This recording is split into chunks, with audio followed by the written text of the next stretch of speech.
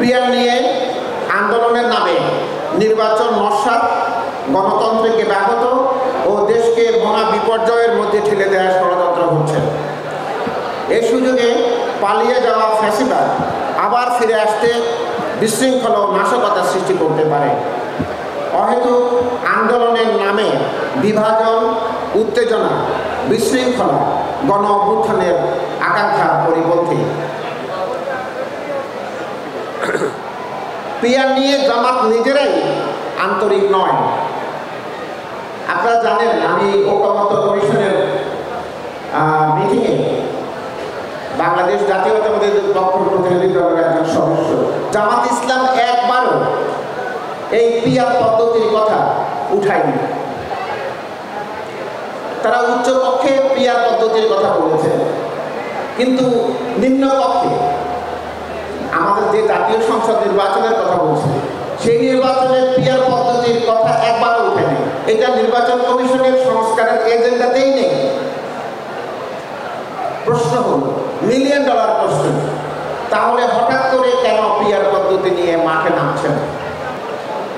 আমরা যখন সবাই মিলে ঐক্যমত্য কমিশনে এখনো বসে কথা বলছি, এখনো যখন আলোচনা হচ্ছে, আলোচনা এখনো শেষ হয়নি, সেই আলোচনার টেবিলকে বাদ দিয়ে বাইরে গিয়ে আন্দোলনের নামে দেশে অরাজকতা সৃষ্টি করার অপচেষ্টা জনগণ কখনোই মেনে নেবে।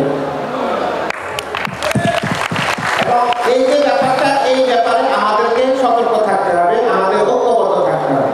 পিয়ার পদ্ধতি নিয়ে আমি বলতে চাই না, কারণ পিয়ার পদ্ধতি ইতিমধ্যে পৌঁছে গেছে, আপনারা সবাই জানেন। আপনি কাকে ভোট দেবেন আপনি সেটাই জানেন না। আপনি ভোট দিচ্ছেন, আপনি ভোট দিতেন কাকে? শহীদ চৌধুরী এনেকে লক্ষ্মীপুরে ভোট দেবেন। কেন দেবেন? কারণ তাকে আপনি চেনেন। শুধু ধানের শীষ নিয়ে কথা না, ওই ব্যক্তিটাকেও আপনি চিনেন, তার ভালো মন্দ জানেন, বিপদে আপদে তার কাছে যাবেন।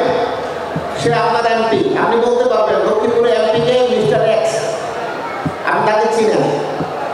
পিয়ার পদ্ধতিতে আপনি ভোট দেবেন, লক্ষ্মীপুর থেকে ওনাকে না দিয়ে এমন পঞ্চগড়ের একজনকেও দিয়ে দিতে পারে, আপনি জানবেন না।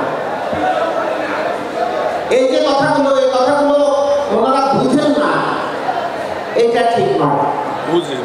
আমি মনে করি শব্দটা কঠিন হলেও আমি মনে করি এটা জ্ঞান পাপি, বুঝেও না বুঝার ভান করছেন ওনারা। আর পিয়ার পদ্ধতি বলে কি হবে? এটা আসলে ফ্যাসিবাদ, এই যে পরাজিত আওয়ামী ফ্যাসিবাদকে পুনর্বাসন প্রকল্প পিয়ার দিতে কিছু। বান্ডেল থাকলে প্রতি সেনমানিতে টাকা বাঁচবে। বিকাশ সেনমানি বান্ডেল কিনে জিতুন প্রতি লেনদেনে।